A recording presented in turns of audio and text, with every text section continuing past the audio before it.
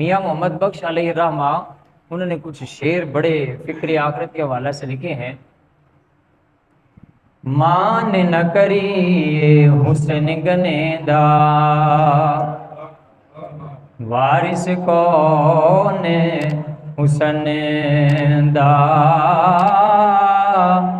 سدا نہ ریسن شاخاں ہریاں سدا نہ پھل چمن دا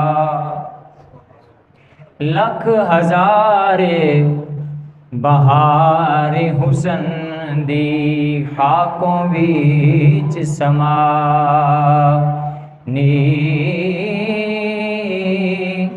لا پریت محمد جس تھی جگ وچ رے کہانی.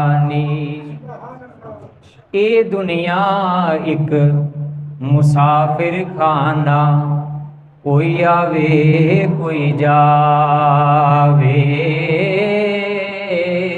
کس دی مجال محمد بخشا ایتھے پکے ڈیرے لاوے.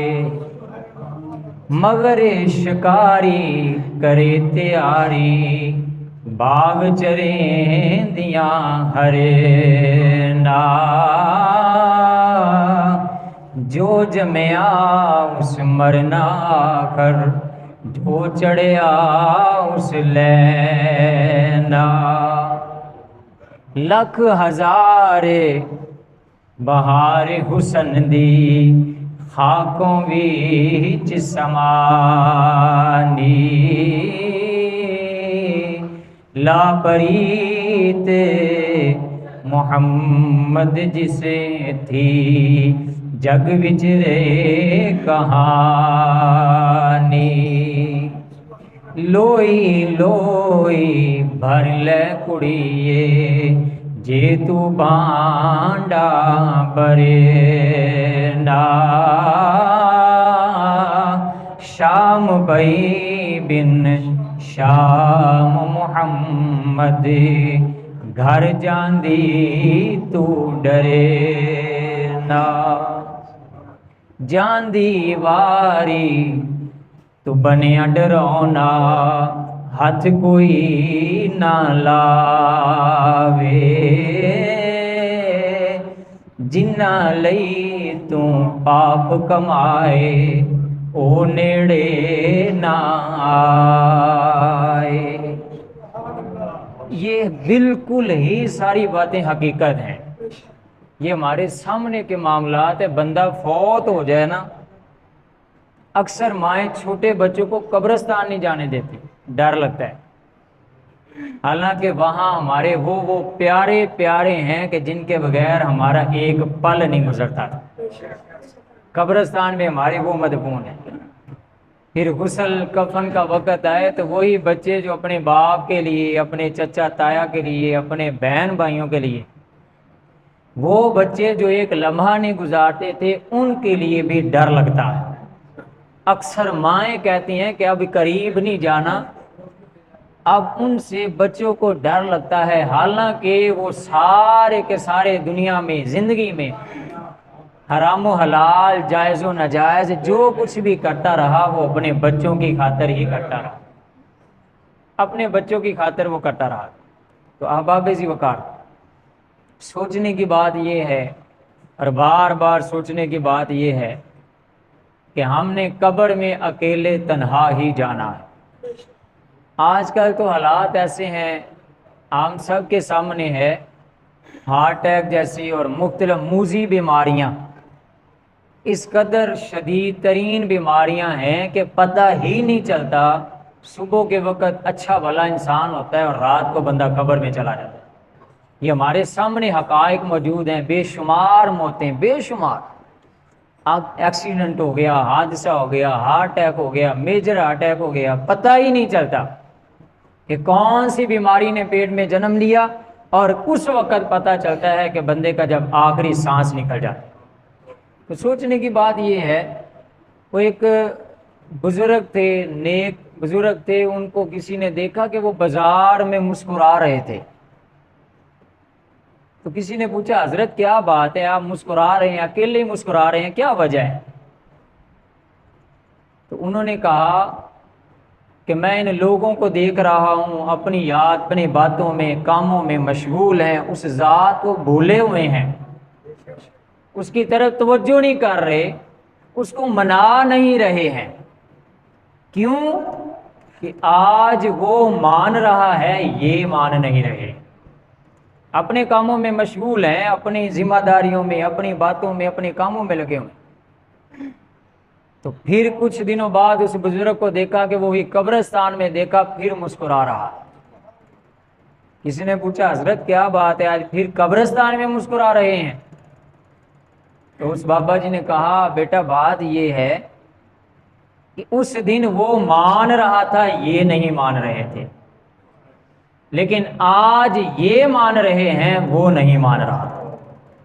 قال رب ارجعون لعلی اعمل صالحا فیما ترکت کلا، قرآن کہتا ہے، اور قرآن کہتا ہے وَنَضَعُ الْمَوَازِينَ الْقِسْطَ إِلَىٰ يَوْمِ الْقِيَامَةِ فَلَا تُظْلَمُ نَفْسٌ شَيْئًا، کہ قیامت کا دن جب برپا ہوگا کہ اس دن اللہ میزان لگائے گا، اور میزان اس طرح لگائے گا، قرآن کہتا ہے وَإِنْ كَانَ مِثْقَالَ حَبَّةٍ مِّنْ خَرْدَلٍ أَتَيْنَا بِهَا، کہ اگر کسی نے ذرہ بھر بھی نیکی کی ہوگی تو اس کو بھی اس کا اجر ملے گا۔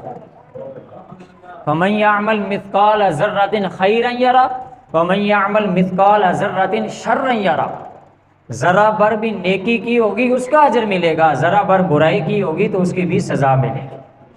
آج لے ان کی پناہ، آج مدد مانگ ان سے، پھر نہ مانیں گے قیامت کو اگر تو مان گیا۔ اس وقت ماننے سے کوئی فائدہ نہیں، جب تک سانس ہے اللہ کو منانے کے بے شمار راستے ہیں۔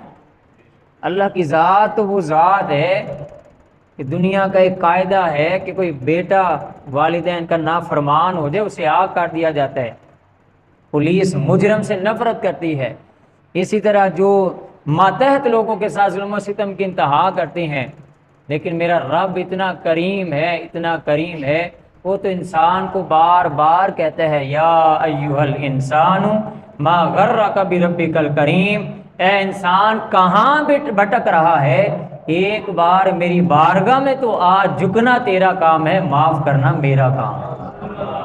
اللہ کا قرآن کہتا ہے ما غرک بربک الکریم الذی خلقک فسواک فعدلک فی ای صورت ما شاء رکبک، کہ بارگاہ خدا بندے کو دوس میں آنا امت محمدیہ پر تو اللہ کے بے شمار انعامات ہیں، بے شمار۔ اللہ تعالیٰ نے اتنے راستے بنائے ہیں، اتنے راستے بنائے ہیں کہ چھوٹی چھوٹی نیکی کرنے سے بھی میرا رب راضی ہو جاتا ہے، چھوٹی چھوٹی نیکی سے بے شمار راستے ہیں اللہ کو منانے کے، لیکن یہ اس وقت تک ممکن ہے جب تک ہمارے سانس کی نالی یا سانس ہمارا چل رہا ہے، اس کے بعد پھر یہ راستے سارے کے سارے کلوز ہو جائیں گے۔ کلا اذا بلغت التراقی وقیل من راق وظن انہ الفراق والتفت الساق بالساق الی ربک یومئذ المساق۔ اللہ نے یہ سارا نقشہ بیان کیا سورۃ 29 میں سے بارے میں، سورۃ الحاقہ میں، کہ خالق کائنات نے کہا کہ جی یہ سب سانسیں ختم ہو جائیں گی، جب پنڈلیوں سے پنڈلیاں مل جائیں گی، گرامی قدر پھر وہ سارے کے سارے راستے بند ہو جائیں گے، لیکن آج اگر سانس برقرار ہے تو بے شمار راستے ہیں اللہ کو منانے کے، رسول اللہ صلی اللہ علیہ وسلم کو منانے کے۔ آج اگر ہم منا لیں تو کل کا دن آسان ہو جائے گا۔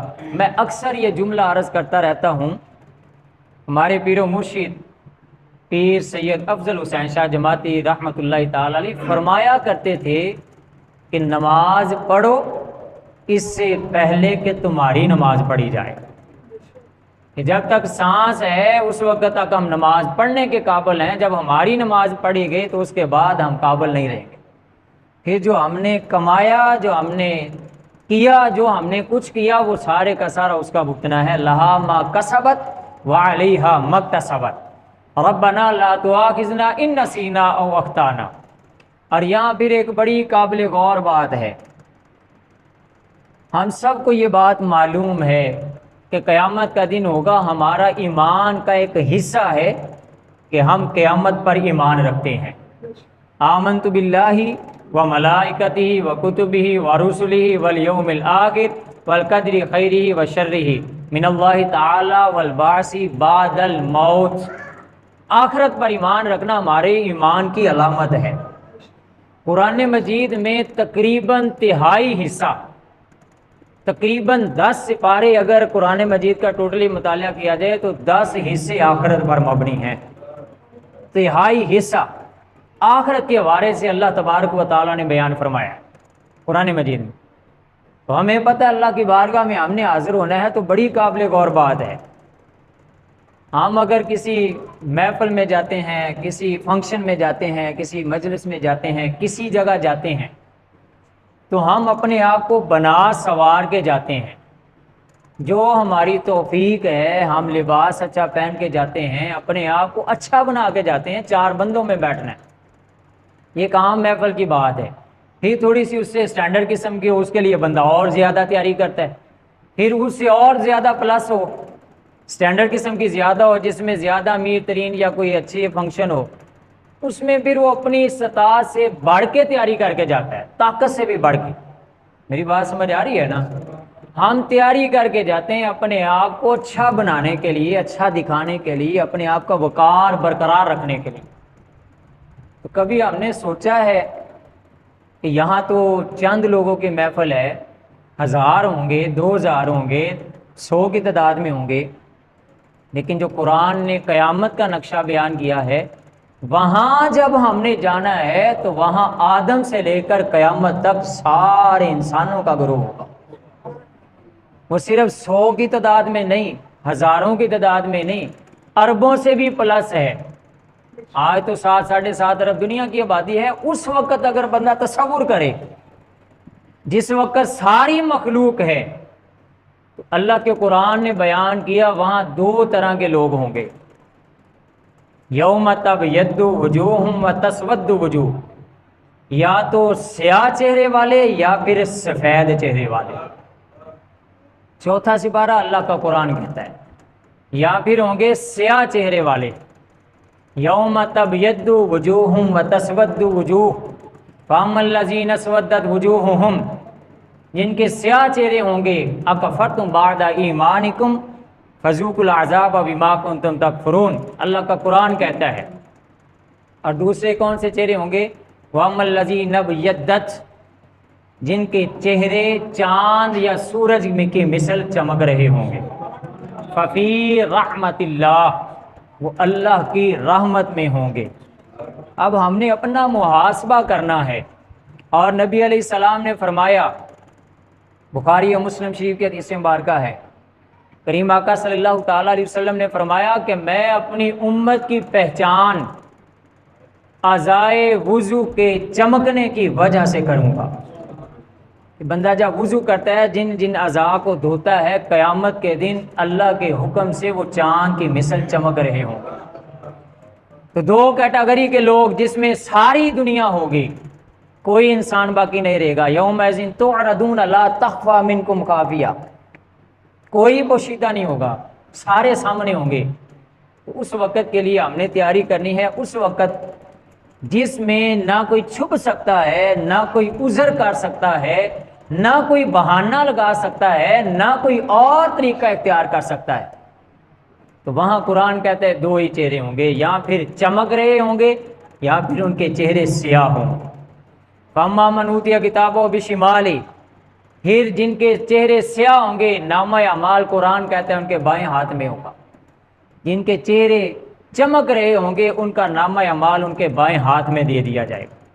پھر قرآن مجید کا اگر مطالعہ کیا جائے، ایک اور انہی میں سے اللہ تعالیٰ فرماتا ہے کہ کچھ لوگ ایسے بھی ہوں گے، وَمَنْ أَعْرَضَ عَنْ ذِكْرِي فَإِنَّ لَهُ مَعِيشَةً ضَنْكًا وَنَحْشُرُهُ يَوْمَ الْقِيَامَةِ أَعْمَىٰ، 16واں سپارہ سورۃ طٰہٰ، کہ قیامت کا دن ہوگا، ہم کچھ لوگوں کو اکٹھا کریں گے یہاں تک کہ وہ اندھے ہوں گے۔ وَنَحْشُرُهُ يَوْمَ الْقِيَامَةِ أَعْمَىٰ، اندھے ہوں گے۔ وہ اللہ کی بارگاہ میں کہیں گے یا اللہ قال رب لما حشرتنی اعما، یا اللہ ہم تو دنیا میں دیکھنے والے سے، وقت کنت بصیرا، ہم تو دیکھنے والے تھے، آج تم نے ہمیں اندھا یا اللہ کر دیا ہے۔ اللہ فرمائے گا قال کذالک، بالکل اسی طرح ہے، تم دنیا میں دیکھتے تھے لیکن قال کذالک اتتک آیاتنا فنسیتھا، دنیا میں رہ کر تم نے میری نشانیوں کو، میری آیات کو، میرے احکام کو بلا دیا۔ قال کذالک اتتک آیاتنا فنسیتھا، تم نے بلا دیا تھا، وکذالک الیوم تنسی، آج ہم نے تمہیں بلا دیا۔ تو گرامی قدر سوچنے کی بات یہ ہے کہ ہمیں کوشش کرنی چاہیے کہ ہمیں آج اللہ راضی ہو جائے، اللہ کا نبی راضی ہو جائے، حقوق العباد پورے ہو جائیں، اللہ کو منانے کے سبب سے اللہ راضی ہو جائے، تو قیامت کے دن پھر بندہ شرمندگی سے بچ جاتا ہے۔ اللہ تبارک و تعالیٰ کے سامنے جب میزان لگنا ہے، اس میں میں نے انشاءاللہ اگلے جمعے میں اس بات کو عرض کروں گا کہ بندہ بھاگ نہیں سکتا۔ اگر بندہ غور کرے نا قرآن و حدیث میں دیکھا جائے تو بندہ کسی بھی طرح اللہ سے بچ ہی نہیں سکتا۔ اس کی بڑی وجہ سب سے پہلی بات کہ اللہ ہمیں دیکھ رہا ہے۔ اس کی میں دلائل انشاءاللہ قرآن مجید سے بڑی بے شمار ہیں، اب تو مختصر وقت ہے۔ اولین بات کہ اللہ تعالی ہمیں دیکھ رہا ہے، اور اللہ کی ذات قرآن کہتا ہے ان اللہ لطیف خبیر، اللہ صرف ہمارا ظاہر نہیں جانتا، ہماری باریک باریک اشیاء، عمل، ہماری عقل، ہماری سوچ، ہماری فکر، ہماری ہر بات اللہ تبارک و تعالی دیکھ رہا ہے۔ ایک سمپل سی مثال ہوتی ہے، اسی کسی کیمرے کے سامنے جائیے نا، کہیں کوئی کسی جگہ وہ کیمرہ لگا ہو تو وہاں لکھا ہوتا ہے خبردار کیمرے کی آنکھ دیکھ رکھی ہوتی ہے، بندہ الرٹ ہو جاتا ہے، اپنے آپ کو تھوڑا سا محفوظ کر لیتا ہے کہ کوئی یہاں بات غلط نہ ہو جائے، پکڑا نہ جاؤں، مشکوک اشارہ نہ ہو جائے، مشکوک کام نہ ہو جائے۔ کیوں کہ میں نوٹ ہو رہا ہوں، میری پکچر بن رہی ہے، میری ویڈیو بن رہی ہے۔ بندہ جب غور کرے، ویڈیو کا تو میں بھی نیٹ بھی خراب ہو سکتا ہے، لائٹ بھی خراب ہو سکتی ہے، کچھ بھی مسئلہ بن سکتا ہے، کسی وقت وہ ڈیلیٹ بھی ہو سکتی ہے، ہارڈ بھی اس کی خراب ہو سکتی ہے، وہ ریکارڈ تباہ بھی ہو سکتا ہے، لیکن جو میرا رب ہمیں دیکھ رہا ہے ایسی کوئی صورت اس میں نہیں ہے۔ لا تأخذہ سنۃ ولا نوم، میرے رب کی ذات ایسی ہے جو ہر وقت ہمیں دیکھتی ہے، اسے نہ نیند آتی ہے نہ کبھی اونگ آتی ہے۔ قرآن کہتا ہے اللہ ہمیں دیکھتا ہے، پھر ہمارے اعضائے جسمانی ہمیں دیکھتے ہیں، اور ہم بڑے دعوے کرتے ہیں، بڑے نعتیں پڑھتے ہیں، کہتے ہیں حضور جانتے ہیں، حضور جانتے ہیں، آقا دیکھتے ہیں۔ اللہ بھی دیکھ رہا ہے، میرے نبی بھی دیکھ رہے ہیں۔ فَكَيْفَ إِذَا جِئْنَا مِن كُلِّ أُمَّةٍ بِشَهِيدٍ وَجِئْنَا بِكَ عَلَىٰ هَٰؤُلَاءِ شَهِيدًا۔ میرے آقا جب اس آیت کو پڑھتے تھے تو حضور کی آنکھوں میں آنسو نہیں رکتے تھے۔ اس آیت میں یہی اللہ نے فرمایا تھا کہ قیامت کے دن ہر ایک کو گواہ کے ساتھ بلایا جائے گا، اور ان سب کے گواہ جو سب سے بڑے گواہ ہوں گے وہ میرے آقا گواہ ہوں گے۔ یعنی کہ حضور بھی دیکھ رہے ہیں، اللہ بھی دیکھ رہا ہے، ہمارے جسمانی اعضاء ہمارے گواہ ہیں۔ پھر کرامن کاتبین ما یلفظ من قول الا لدیہ رقیب عتید وَنَضَعُ الْمَوَازِينَ الْقِسْطَ إِلَىٰ يَوْمِ الْقِيَامَةِ فَلَا تُظْلَمُ نَفْسٌ شَيْئًا، ہماری ایک ایک چیز ریکارڈ اللہ کے فرشتے کرامن کاتبین بھی کر رہے۔ یومئذ تحدث اخبارہا، زمین بھی ریکارڈ قائم کر رہی ہے، یہاں تک کفا بنفسک الیوم علیک حسیبا، بندے کا نفس جو ہے یہ بھی اس کے خلاف گواہی دینے والا بن جائے۔ تو سوچنے کی بات یہ ہے اللہ بھی دیکھتا ہے، آقا بھی دیکھتے ہیں، زمین بھی نوٹ کر رہی ہے، ہمارے جسمانی اعضاء بھی نوٹ کر رہے ہیں، کرامن کاتبین بھی کر رہے ہیں۔ تو کوئی انسان کی مجال ہے وہ اللہ کے سامنے مکر جائے، کسی بات سے مکر جائے، یا پوشیدہ رکھ لے، یا بہانہ بنا لے، کوئی اور طریقہ اختیار کر لے؟ ایسی کوئی بھی بات ممکن ہی نہیں ہے۔ تو گرامی قدر بار بار سوچنا چاہیے، کوشش کرنی چاہیے۔ پرفیکٹ کوئی بھی نہیں ہوتا، مکمل صرف اللہ کے نبی ہیں بس، وہ ہر عیب سے پاک اللہ نے ان کو بنایا ہے۔ اور باقی احادیث کے مطابق کل بنی آدم خطاؤن، ہر بندہ غلطی کا پتلا ہے۔ وخیر الخطائین توابون، حضور فرماتے ہیں سب سے بہترین گناہگار وہی ہے جو غلطی کرے پھر اللہ سے توبہ کر لے۔ ہمارا کام ہے کوشش کرنا، بار بار کوشش کرنا، شاید کسی کوشش کی وجہ سے اللہ راضی ہو جائے اور بیڑا پار ہو جائے۔ اللہ تعالیٰ کی بارگاہ میں دعا ہے اللہ تعالیٰ عمل کی توفیق عطا فرمائے۔ وآخر دعواہم